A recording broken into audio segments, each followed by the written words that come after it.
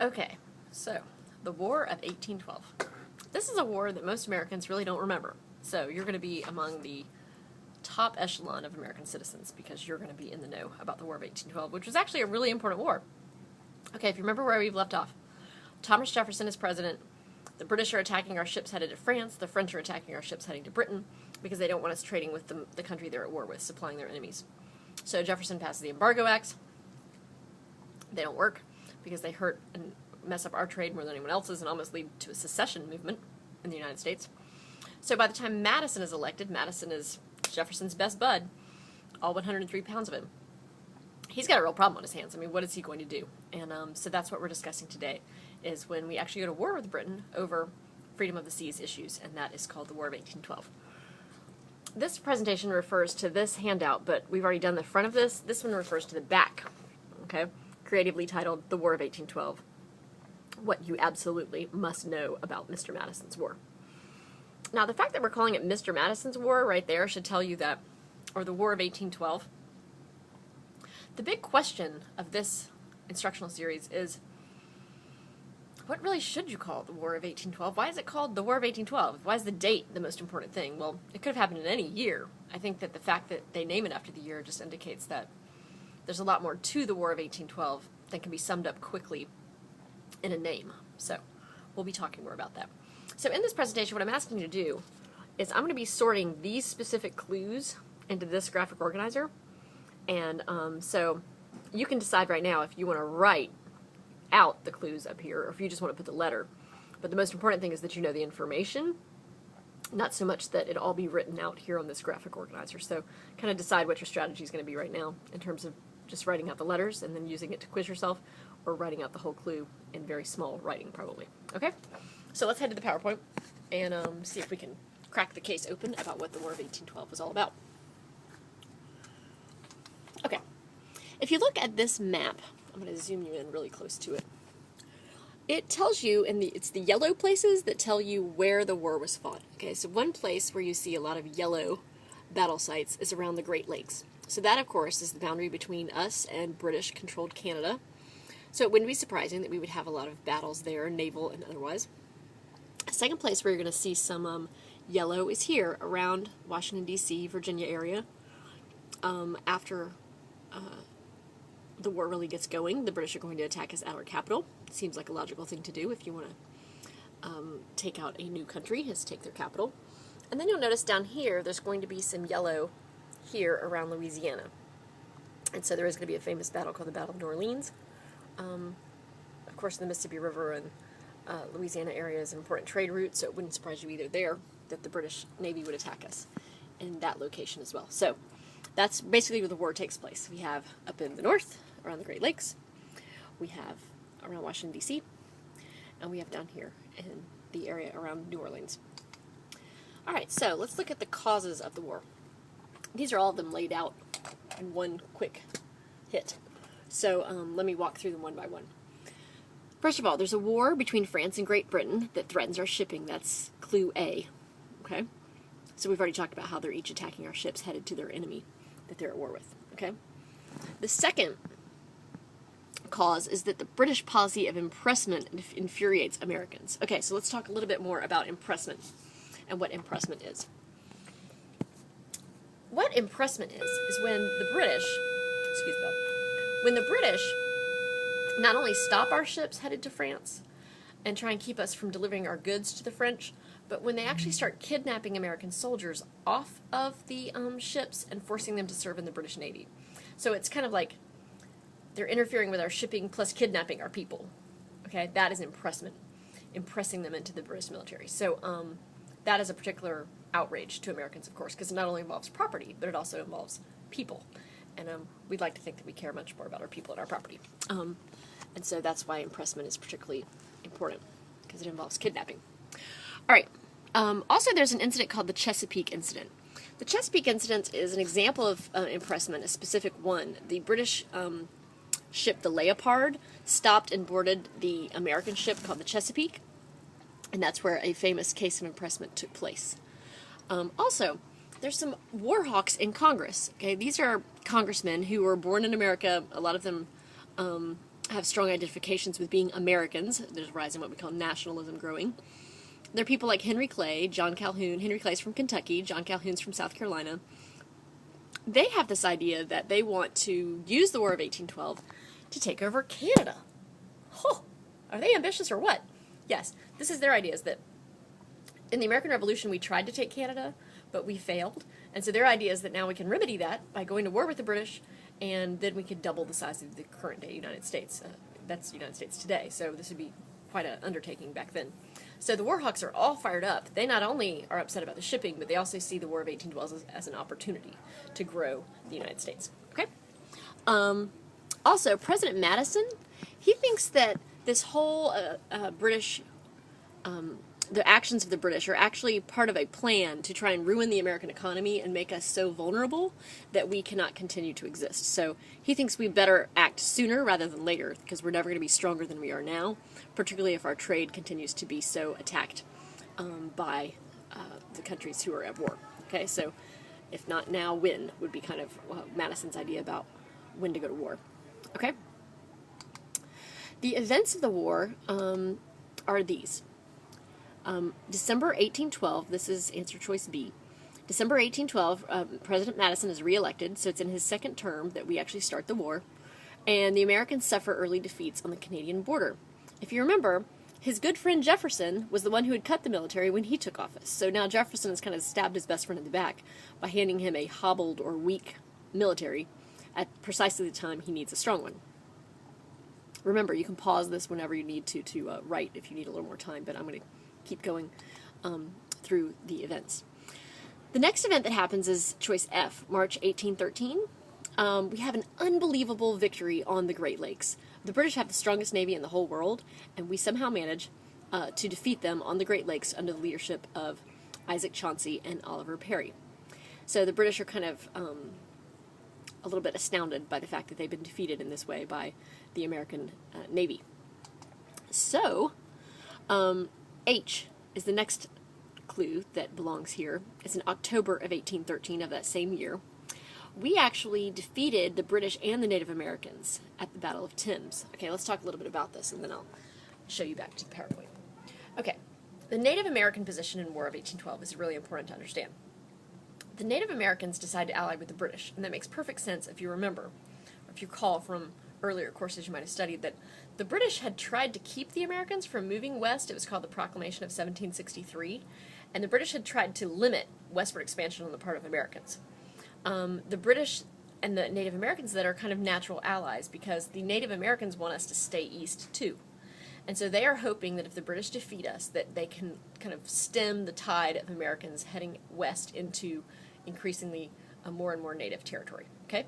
Their leader is this guy named Tecumseh, and Tecumseh is the first Native American leader who gets recognition for coming up with this idea that, hey, you know what, Native Americans, we should quit fighting each other and all of our tribal grievances that we might have had in the past. We should all come together and fight the white Americans that are coming from the east. We should ally with the British to do that. So Tecumseh is famous for coming up with this idea of a confederacy of Native American tribes who will all join together and fight America with the help of the British. The problem is that that same leader, Tecumseh, is killed at the Battle of Thames by William Henry Harrison. And therefore, the Indian Confederacy will collapse, and Tecumseh's ambitious idea of a confederacy will not come to fruition. In 1814, the summer of the next year, this is choice K, the British get their revenge on us defeating them on the Great Lakes by coming to burn our capital. They burn Washington, D.C. James Madison is there. He's the only president that's actually served in combat as commander-in-chief, trying to defend the nation's capital. He fails, and that leaves Dolly Madison in the White House trying to wait for her husband, and ultimately she only is able to save one thing from the original White House, and that is the portrait of George Washington. In class tomorrow, you're going to be reading her letter she wrote to her sister during this time period and find out more about the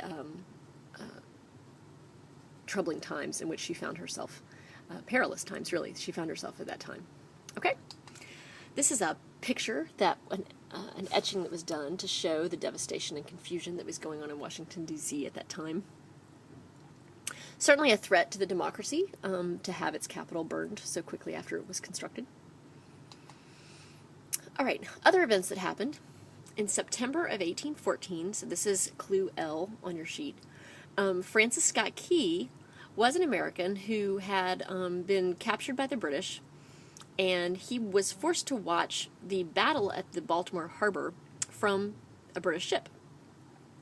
The British were bombarding Fort McHenry at night, the evening before he fell asleep on the ship's, like, what's that called? The floor of a ship? You know, the ship's... can't remember.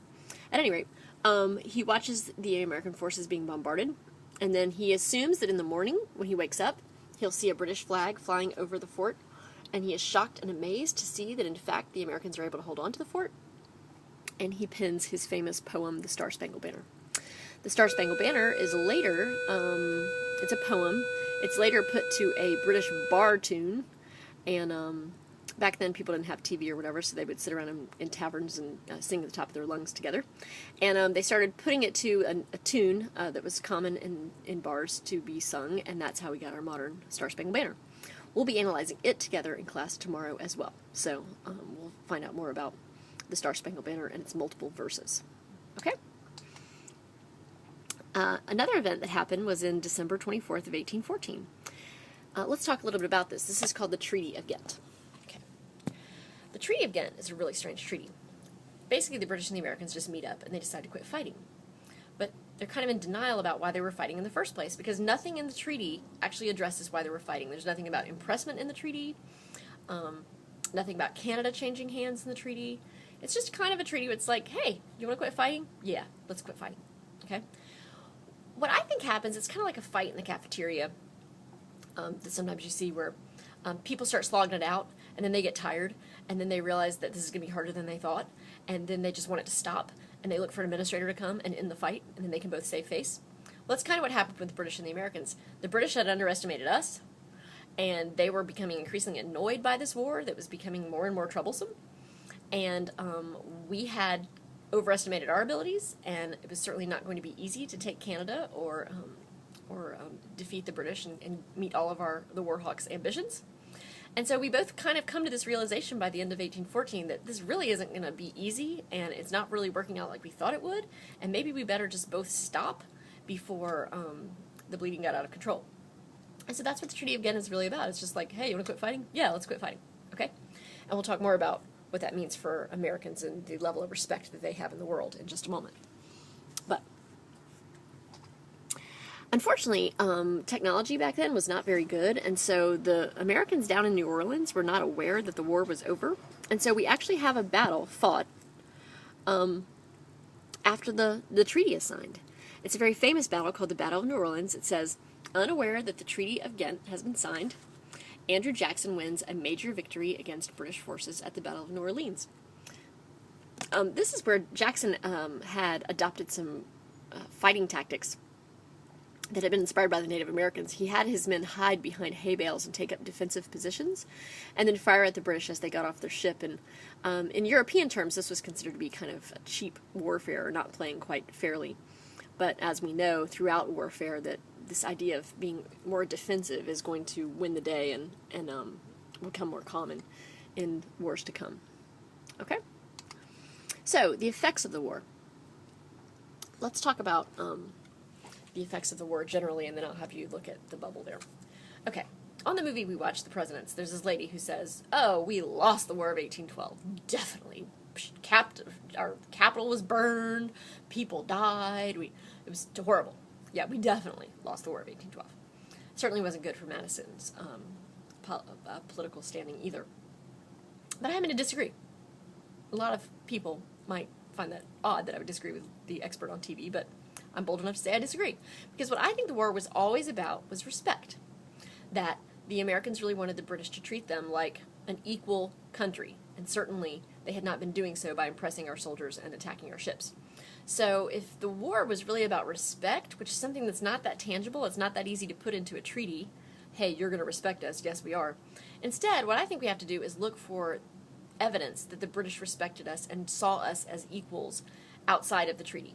And I think you see that after the war with how they treated us later. Okay, suddenly we've been elevated from kind of the new kid on the playground that nobody respects to suddenly someone who the British seem to be treating as equals. So if you look right here, the first effect is that the U.S. and Great Britain establish peaceful relations. They come up with a commercial treaty that reopens trade, so we're going to start trading again. We're going to set our northern border with British-controlled Canada, and we're going to jointly share Oregon. Okay, let me show you what this means, what this looks like on a map. Okay, so what we agreed to is this northern border here, we are going to share, we're going to draw at the 49th parallel, and then this territory over here, Oregon, in the northwest upper left-hand corner on a map of your U.S. map, this territory here we're going to share. Us, the British, and the Spanish had been claiming this territory, and so we boxed the Spanish out. You can see here it says Spanish treaty line, and just us and the British are going to share this until it becomes clear who should get it. Okay, so this kind of makes my point about respect. You don't share your sandwich with a guy you don't respect. Okay, you certainly don't share land with a country you don't respect. So clearly, the British must now see us as kind of equals diplomatically. Also, we're making real clear where the border is. So now the British can't come on our land, and we can't get on the British land without it being clear that they're disrespecting us. So all this is just kind of really clarifying where the British can be, where we can be, setting our border, making it clear, and then also sharing something. So I think, again, that this is showing that the War of 1812 made the British really treat us as an equal and legitimate nation. Okay. The other effects is the Rush-Bagot Agreement. The Rush-Bagot Agreement said that we would not put warships on the Great Lakes anymore. So obviously the British must be a little intimidated by us if they don't want us to have warships on the Great Lakes. And so, again, that shows that we're kind of standoff there, that we don't want to be threatened by, they don't want to be threatened by us, by warships on the Great Lakes, and we don't want to be threatened by them. And that seems like something that people who consider the other person to be equals would agree with. Also, this is the second time we've defeated Britain. You know, the first time we talked about how this was a lucky punch and how the British on the Playground of Nations kind of said that, oh, well, the French helped them out, they got a lucky shot. But now this is the second time we fought the British, and we held our own. Okay, we didn't do great, we didn't, knock them out or whatever, but we definitely held our own. So I think that we've gained a little bit, on the Playground of Nations, we've gained a little bit of a reputation as being scrappy. We can hold our own. Don't pick a fight with that America. They're gonna surprise you with how much fortitude they'll put forth and hold forth.